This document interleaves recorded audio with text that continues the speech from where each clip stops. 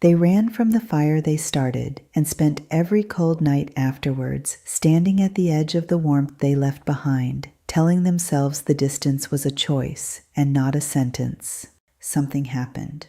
Something that sits in you still, not always loudly, not always in the foreground of a given day, but present in the way that things which have genuinely affected us are always present, in the body, in the instinctive guardedness that was not there before, in the particular way you now notice the early signs of patterns you once walked into without recognition. They hurt you. The form it took matters less than the fact of it. Whether it was a withdrawal so complete it felt like erasure, a cruelty delivered with the casual precision of someone who knew exactly where you were most open, a betrayal of the trust you extended in the specific vulnerability of genuinely loving them, or simply the slow, grinding accumulation of being consistently deprioritized by someone whose prioritization you had made central to your emotional world.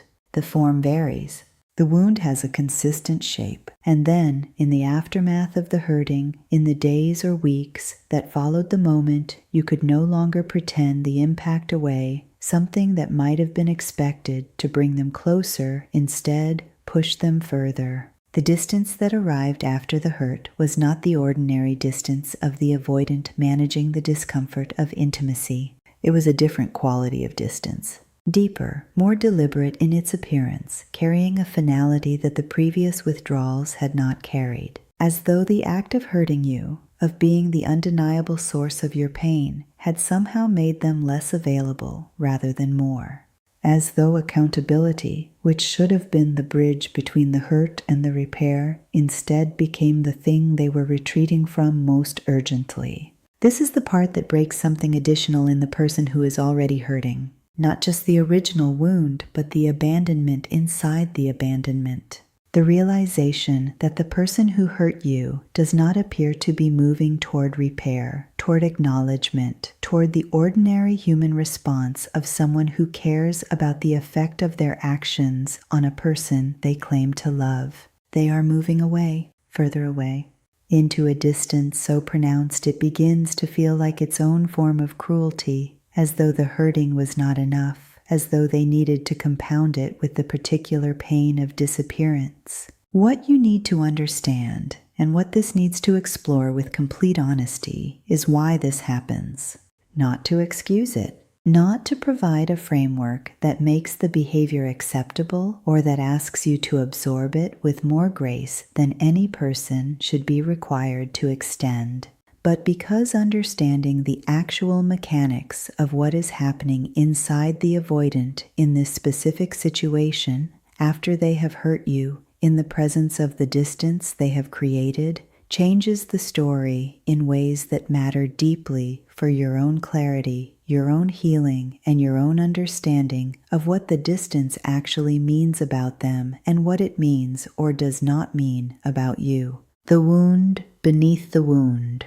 To understand why the avoidant creates distance after hurting you, the internal experience of the avoidant in the immediate aftermath of causing pain must be examined, because it is almost nothing like what you would expect, and the gap between what you expect and what is actually occurring is the source of most of the additional confusion this situation generates.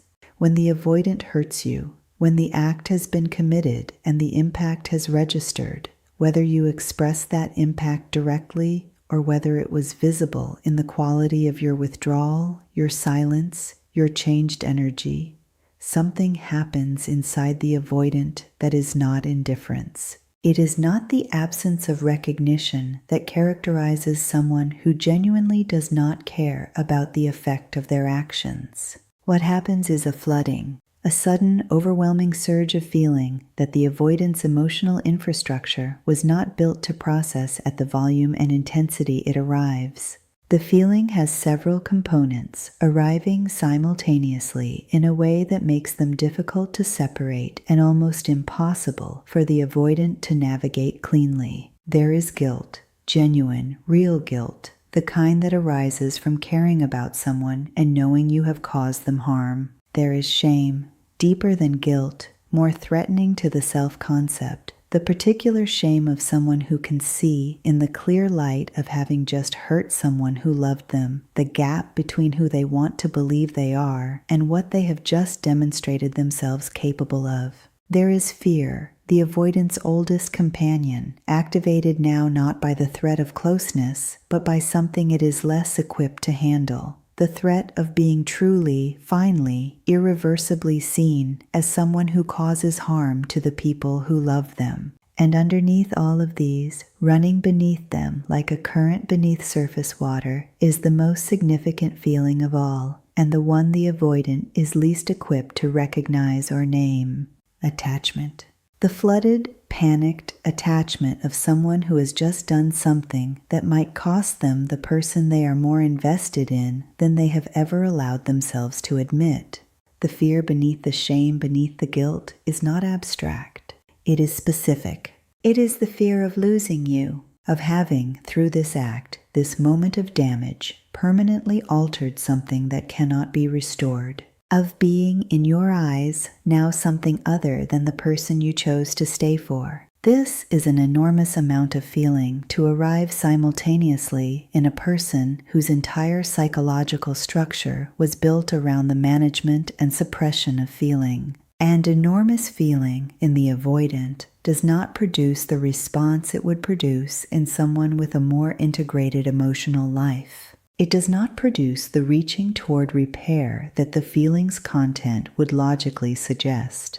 It produces the only response the avoidance nervous system knows how to generate when the feeling exceeds the system's capacity to contain it: shutdown, withdrawal, distance, not because the feeling is not there, because it is too comprehensively, overwhelmingly there. The shame spiral and its architecture. Of all the components of what the avoidant experiences after hurting you, shame is the one that most directly generates and sustains the distance. And shame in the avoidant's psychological world operates with a particular viciousness. Not because avoidants are uniquely prone to shame in general, but because the specific architecture of their attachment style creates conditions in which shame becomes uniquely difficult to metabolize and move through. Healthy shame, the kind that functions as it is supposed to function in human psychology, is a signal. It arises, indicates that a value has been violated or a harm has been caused, motivates repair, and then resolves through the repair process. It is a feeling with a beginning, a middle, and an end. It arrives, it informs, it moves. The avoidance shame does not move in this way. It arrives in the same flooding, overwhelming fashion as all their suppressed feeling, and then, instead of motivating the repair that would resolve it, it triggers the shutdown that prevents the repair. And the prevention of the repair means the shame has no resolution. It cannot complete its natural cycle. It circles instead, feeding on itself, becoming not a signal toward action, but a weight that presses the avoidant further from the very action that would relieve it. This creates what might be understood as a shame spiral, a self-reinforcing loop in which the shame about the original hurt generates distance. The distance prevents repair. The prevention of repair generates additional shame about the distance itself, and the additional shame generates additional distance, and so on, deepening and compounding with each cycle until the avoidant is so far from the possibility of repair that the gap between where they are and where accountability would require them to be feels, from the inside, almost unbridgeable. The avoidant does not experience this spiral as a choice they are making. It does not feel from the inside like a deliberate decision to avoid accountability or to compound your pain through abandonment. It feels like being caught in a current they do not have the swimming ability to fight, pulled further and further from the shore they want to return to by a force that operates beneath the surface of their conscious intentions, entirely indifferent to what they want or what the situation requires.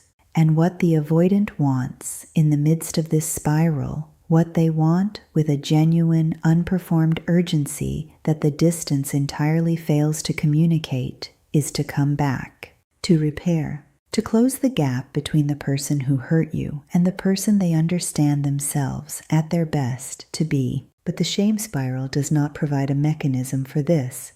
It provides only the continuing generation of the distance that makes return feel increasingly impossible, while the desire for return intensifies with every cycle of the loop. The inversion of logic. There is something about the avoidance response to having hurt you that seems, from the outside, like a profound inversion of common sense. Normal relational logic, the logic that operates in people with more integrated emotional processing, suggests that causing harm to someone you care about should bring you closer to them, not push you further away. The impulse toward repair, toward acknowledgement, toward the mending of something damaged, these are the natural responses of attachment operating the way it is designed to operate. Hurt someone you love, feel the guilt and shame of that hurt, move toward repair, restore the connection. This is the sequence. The avoidant inverts it. They hurt you, feel the guilt and shame, and move away from repair. And from the outside, this inversion looks either like indifference, evidence that they do not care enough to repair, or like cruelty, a deliberate compounding of the original harm. Neither reading is accurate, but neither is entirely without logic, because the behavior, in isolation from the internal experience that generates it, genuinely looks like one or the other. The truth of the inversion is this: for the avoidant, moving toward repair requires a level of vulnerability that, in ordinary circumstances, their attachment system already experiences as threatening.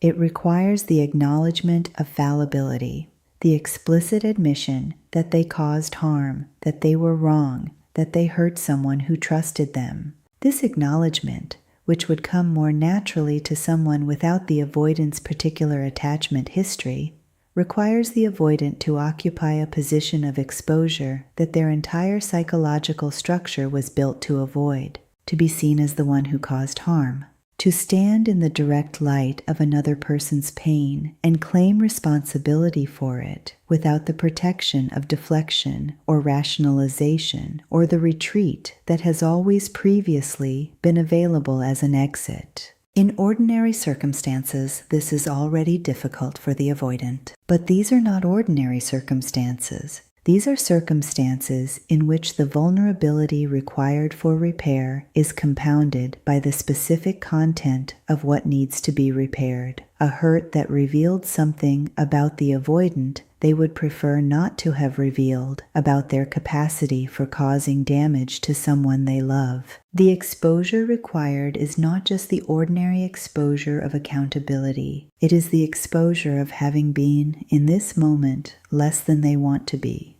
of having demonstrated, in the clearest possible terms, the gap between their self-concept and their behavior, and standing in that exposure, in full view, asking for forgiveness. This requires a surrender to vulnerability that the avoidant, in the midst of a shame spiral, simply does not have the current capacity to make. So the distance is not what they want. It is what the shame produces in the absence of the capacity for the repair they actually want and cannot access. What the distance looks like from inside it. The avoidant, sitting inside the distance they have created after hurting you, is not experiencing the peace that the distance is designed to communicate. They are not in a state of composed self-sufficiency, moving forward with the clean efficiency of someone who has processed what happened and returned to equilibrium. They are in a state that is, in its own way, as painful as anything you are experiencing,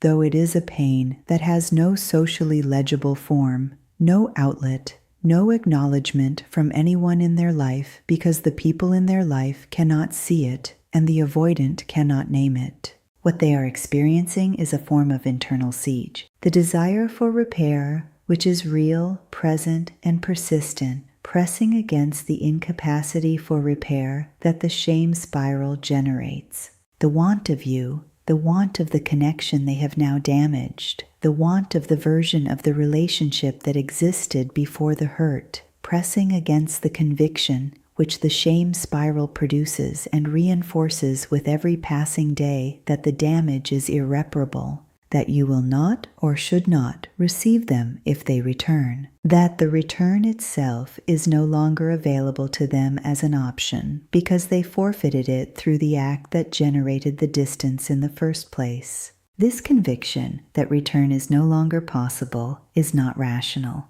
It is the shame spiral's most self-serving production. By convincing the avoidant that repair is impossible, it relieves them of the terrifying obligation to attempt it.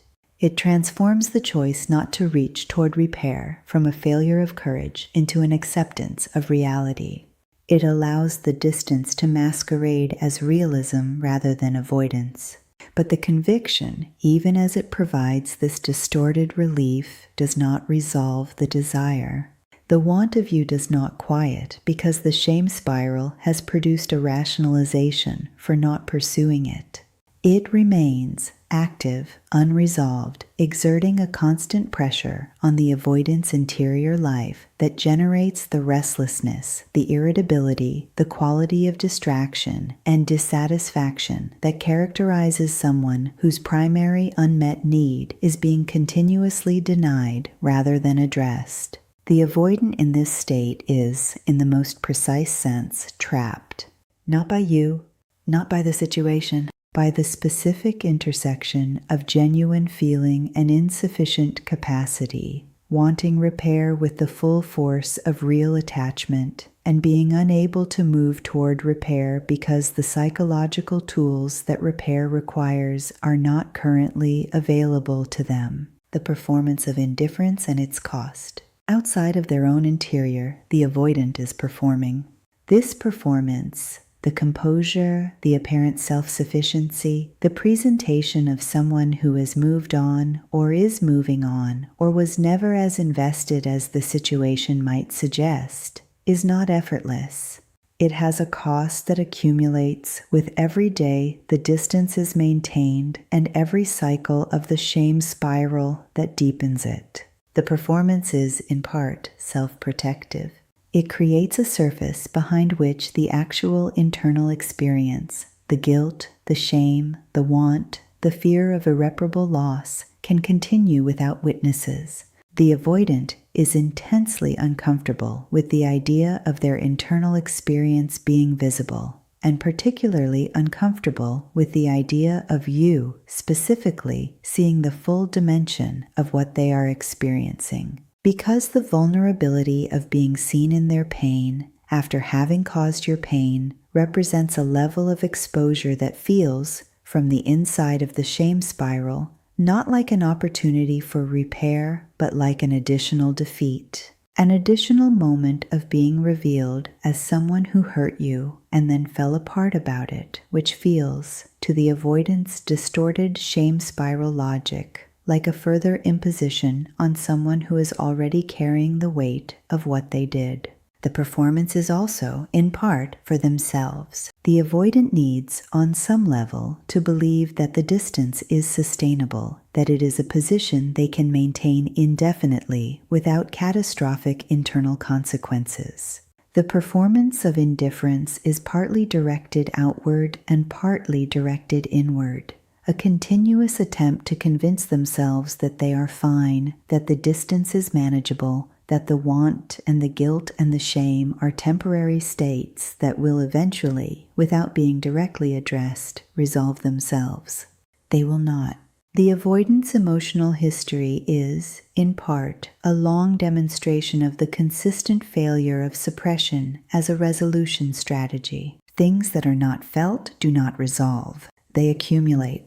They go underground and continue operating beneath the surface of a life that looks, from the outside, like it has moved on.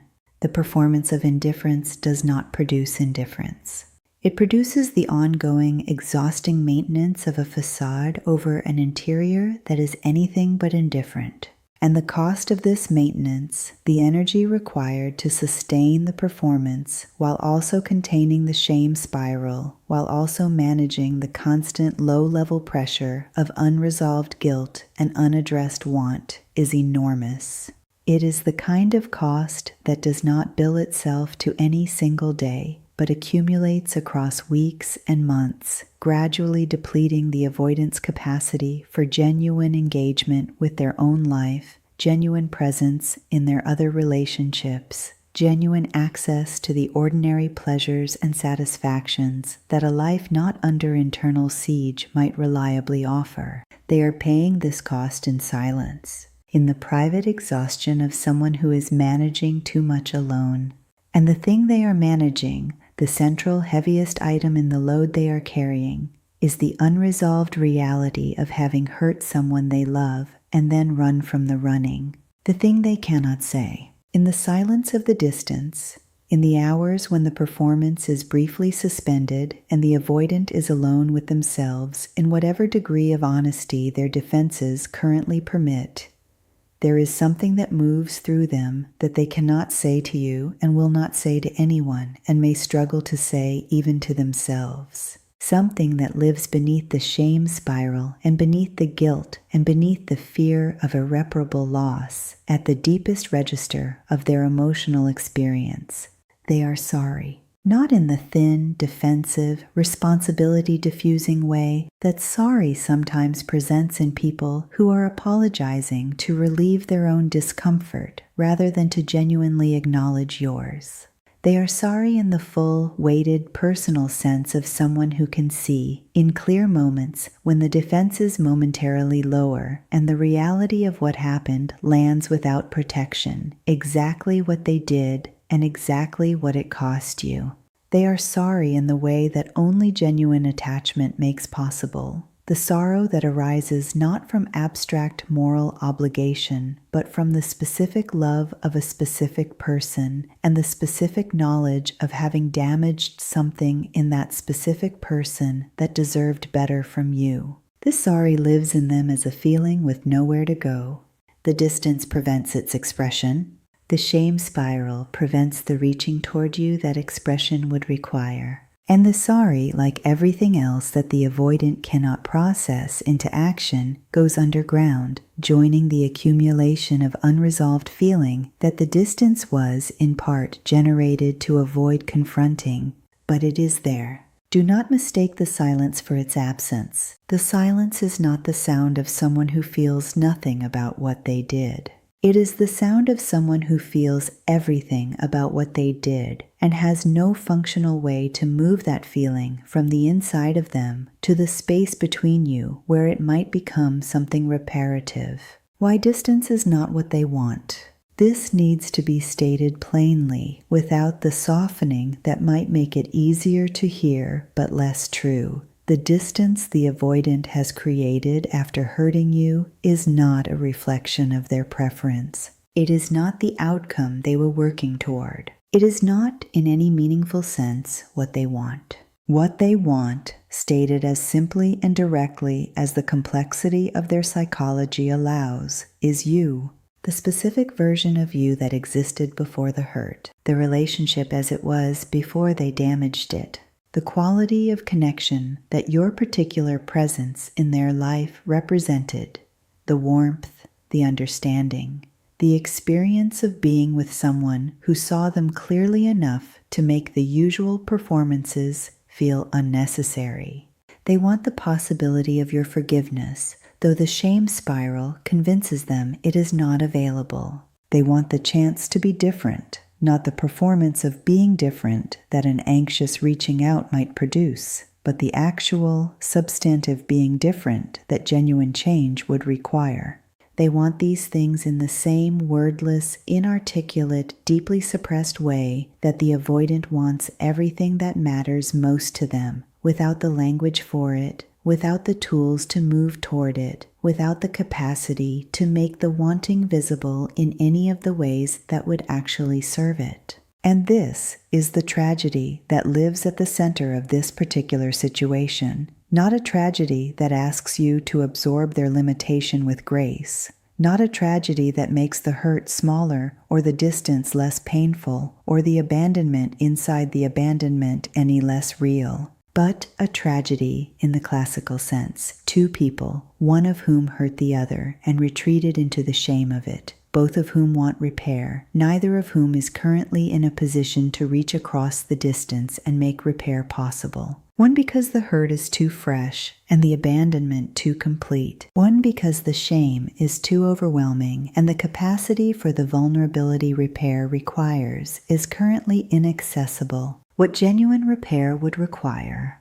It would be incomplete to examine this situation without examining what would actually need to be true for the distance to be bridged in a way that is not simply a temporary relief of the avoidance anxiety, but a genuine movement toward something different.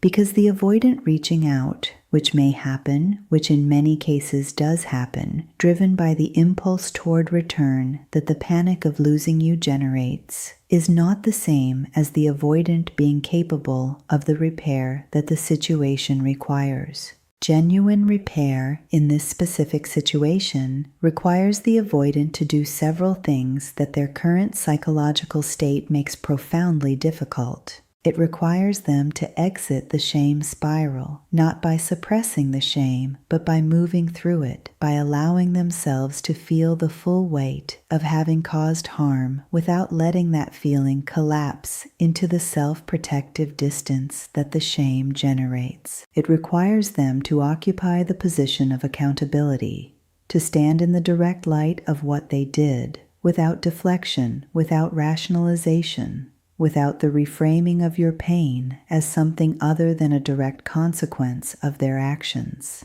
It requires them to tolerate the vulnerability of being seen as the one who caused damage, of asking for something, forgiveness, repair, the chance to try again, without any guarantee that it will be offered. And it requires them to do all of this not in a moment of peak anxiety, when the panic of losing you has temporarily overwhelmed the shame spiral and generated an impulsive reaching out, but consistently, sustainably, in the ordinary moments when the panic has subsided and the comfortable familiarity of distance has reasserted itself as the available option. Genuine repair is not a single act. It is a sustained practice of being different, of choosing accountability over retreat, connection over self-protection, the discomfort of genuine presence over the familiar relief of managed distance. This is not impossible. It is genuinely, profoundly difficult for someone with the avoidance attachment history and the avoidance current psychological tools.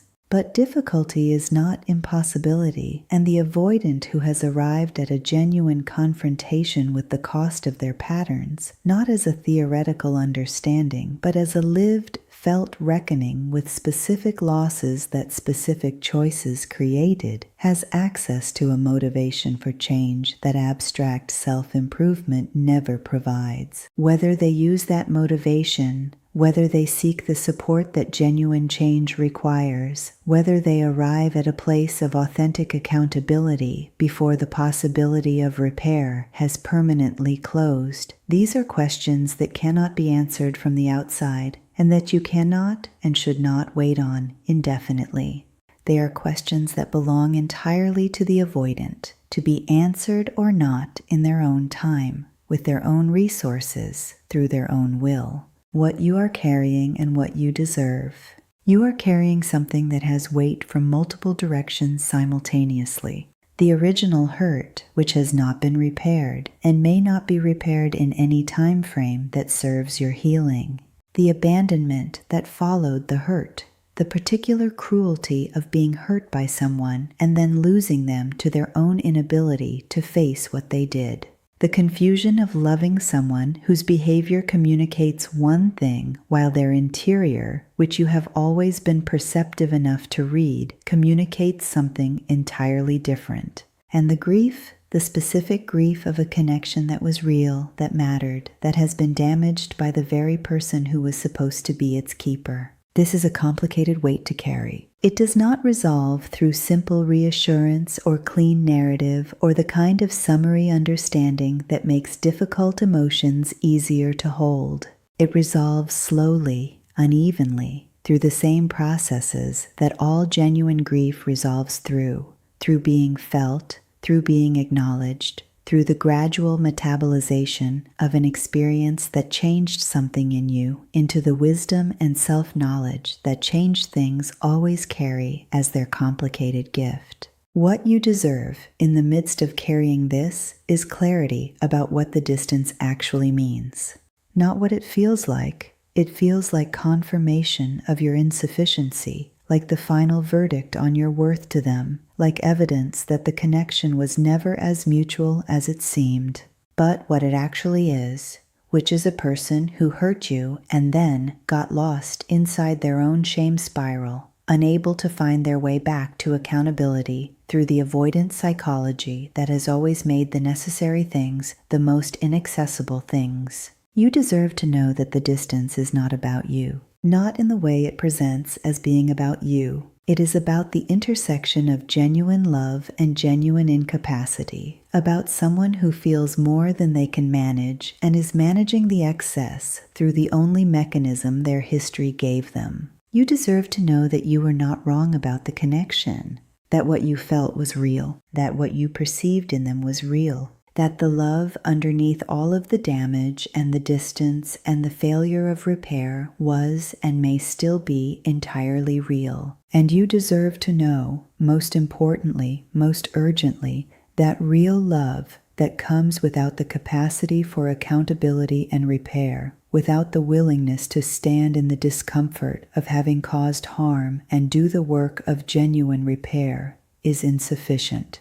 That the reality of the feeling does not compensate for the absence of the practice. That love without repair capability is love that will, in time, hurt you again in the same essential way. Not because the avoidant is malicious, but because the pattern that generated the original hurt has not been examined, and unexamined patterns do not retire voluntarily. The distance they created was never a door they wanted closed. It was a door they did not know how to keep open, and the difference between those two things is everything, and also, when you are standing on the outside of it, nothing at all. The avoidant ran from the repair because the repair required them to be braver than they currently know how to be. They created distance after hurting you, not because the distance is what they want, but because the alternative, accountability, vulnerability, the sustained exposure of genuine repair asked something of them that the shame spiral made temporarily and perhaps permanently inaccessible. They wanted to come back. Some part of them still does. The want is real, and it is present, and it will likely remain present long after the distance has become so established that the return it calls for has become practically impossible. But want, in the absence of capacity, is not enough. It has never been enough.